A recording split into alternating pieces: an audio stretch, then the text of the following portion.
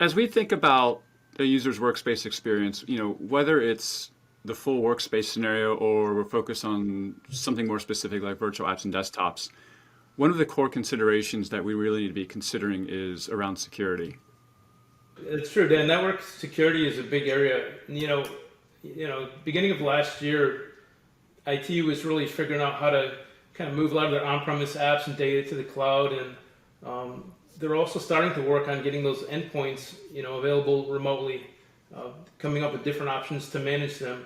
But then, with the pandemic, it kind of flipped things. All of a sudden, people who typically, connected from a desktop or within the perimeter of the network had to connect remotely. And then CISOs are trying to figure out, for these people who couldn't bring their desktop, they're using their spouse's computer, their kid's gaming computer. How are they going to connect securely? So, a lot of questions around network security. Yeah, so one of the questions I have for you, Matt, is your networking and security background, and why is it that anytime you talk networking or security, it's just this massive alphabet soup of Yeah, acronyms? yeah, really complex ones too, right? That aren't very intuitive.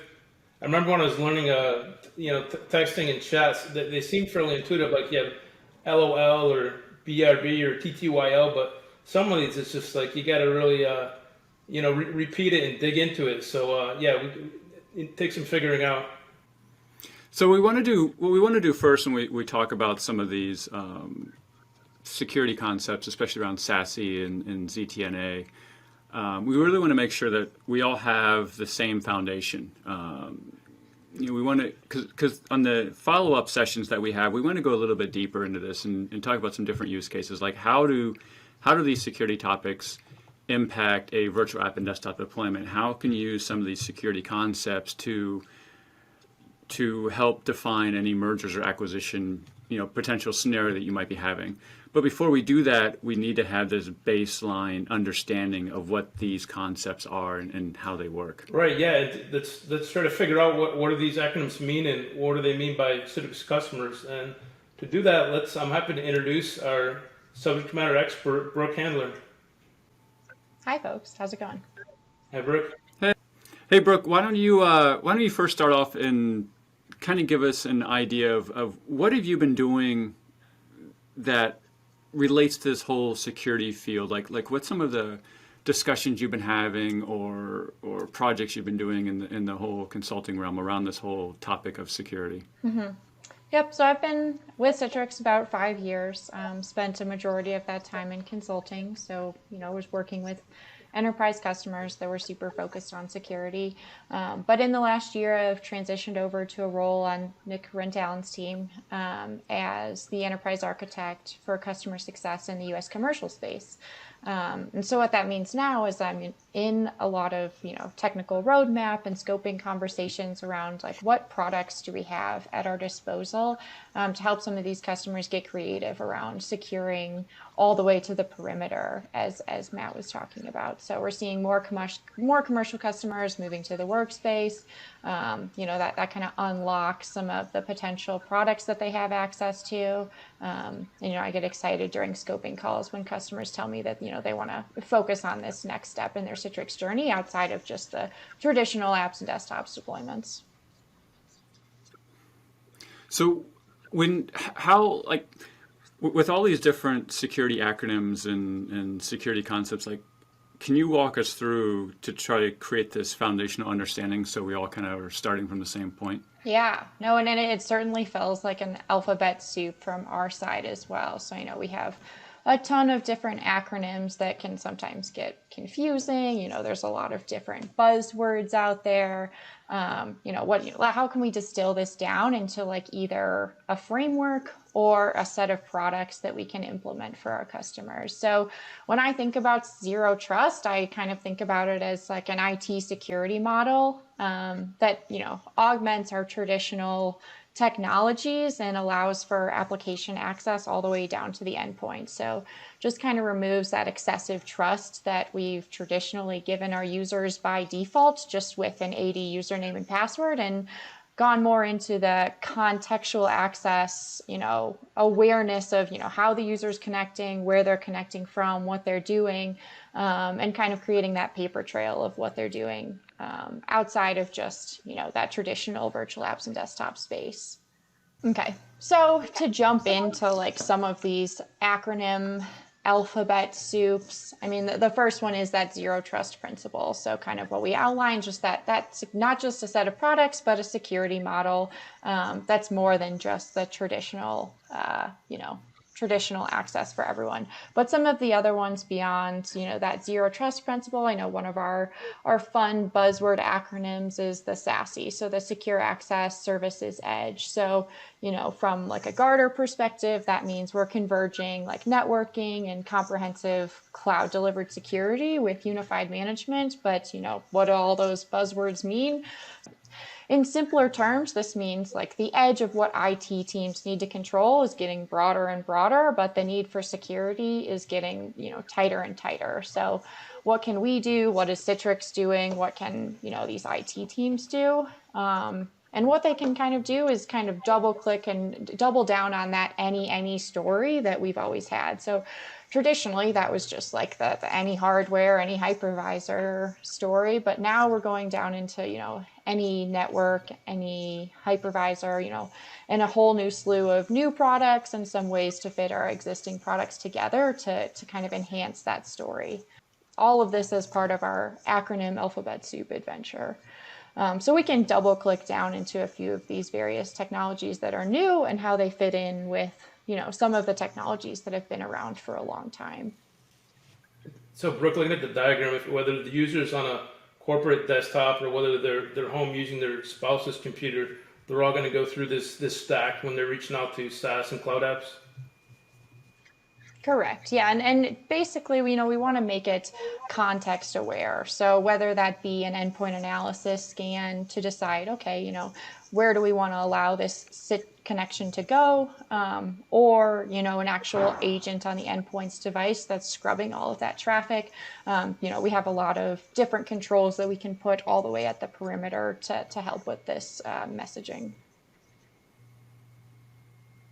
So the first one we're going to dig into is SIA. So that's our Secure Internet Access product. So, the goal here is, kind of enhancing that any story with like an all story is how I think about it. So we want to be protecting all users, inspecting all traffic, and detecting all of the threats. Where we have over 100 global points of presence, and we're doing full SSL inspection and using over 10 threat engines to be able to kind of securely, act as a secure proxy for this internet access. So there's a few ways we're doing this, a few ways we're deploying this secure internet access functionality, and there's an agent and agentless configuration, and it can be deployed on an endpoint or on a VDA or in a branch office. And basically, there's just a number of, features and functionalities that we have at our disposal with the Secure Internet Access product. So we can do web category filtering where we're blocking malicious websites. We can redirect from an unsanctioned site to a sanctioned site where we maybe have like a share file deployment that's sanctioned, and maybe Box is unsanctioned, and we can redirect that traffic. We can redirect to a Citrix secure browser session, so that session is completely containerized. There's different YouTube controls. We have another acronym in the acronym soup here is our Cloud Access Security Broker. So just kind of the ability to give contextual access to different users accessing the same websites and being completely context aware. Some safer search engine and safe search on browsers, the malware protections, and then the DLP or data loss protection, which is another one of our acronyms here. From the CASB, the Cloud Access Security Broker, from what I've been able to understand, like from a virtual app and desktop deployment, is you could utilize this within, virtual app session, so that if a user wanted to go access YouTube and start watching a YouTube video within that virtual session, that SIA could limit the user's ability from watching HD video. So it would it would downgrade it to like 720. instead of running 1080, which would save resources, especially on a multi-user system. So I think something like that's really interesting, being able to tie it together with a virtual app and desktop implementation.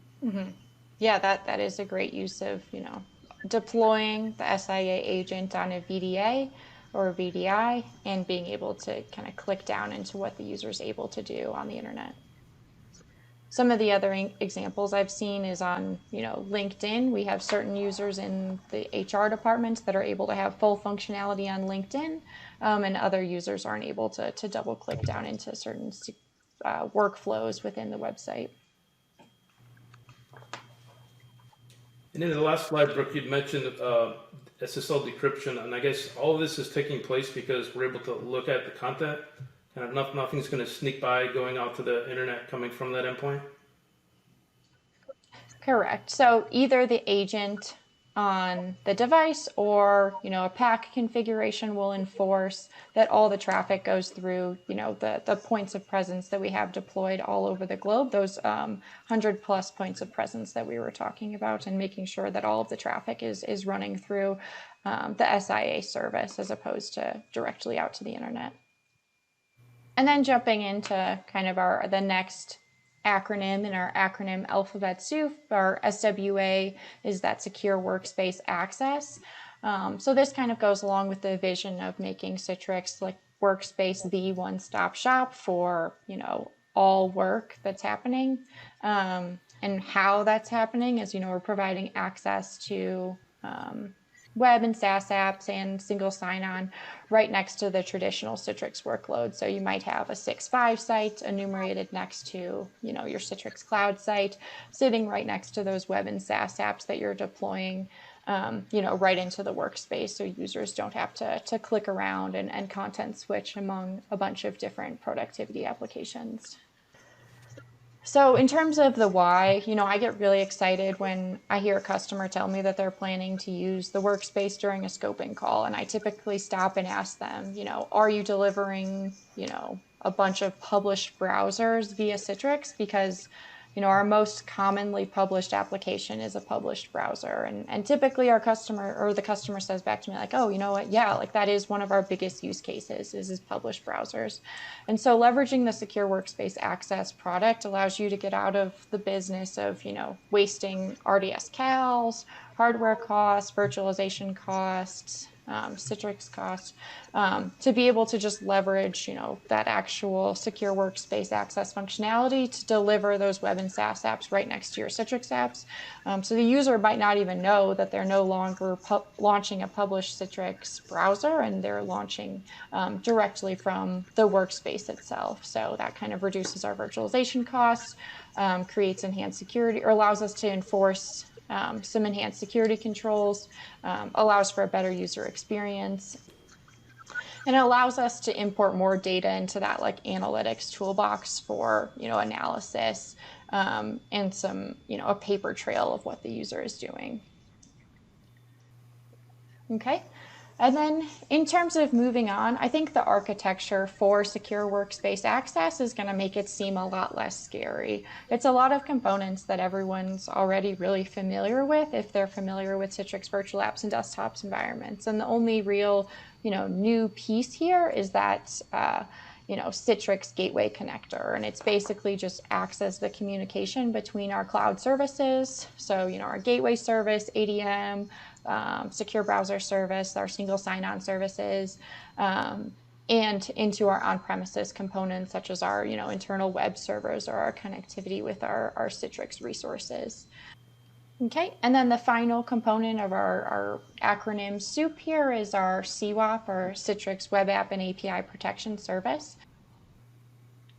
So the goal here kind of being we're going to pass, cloud, on-premise, and microservice applications through the CWAP service to scrub traffic and protect those workloads and services. Yeah, and with this is probably, out of all the SASE components, is probably, I would think, for anyone who's like a traditional virtual app and desktop admin or an architect, I would think that this is the part that's probably furthest from your current understanding. I mean, the whole ZTNA makes a lot of sense, being able to get access to internal web applications, you can do that with CVAT or virtual apps and desktops, but Citrix or Secure Workspace Access is more of the ZTNA focus. The other components of SASE, we talked about the cloud access security broker and being able to change functionality within an application, a SaaS application, and some of the other items that are part of SASE make a lot of sense. This, though, is focused on components of an environment that a typical virtual app or desktop architect or an admin doesn't mess with, and those are those web applications, whether they're private web applications or public web applications that you own. It could be like a customer portal that you own. And from what I understand, from a SASE perspective, we're also looking at how do you protect those aspects of the environment as well. Yeah, and I would agree with that. That's typically where the conversation goes when we're, when I'm on a scoping or a roadmap call with my customers and I ask them, okay, what web app firewall protections are you looking for? It's typically met with a blank stare because customers are like, well, I don't know. I just know I want to protect it. I don't know what I want to protect it with.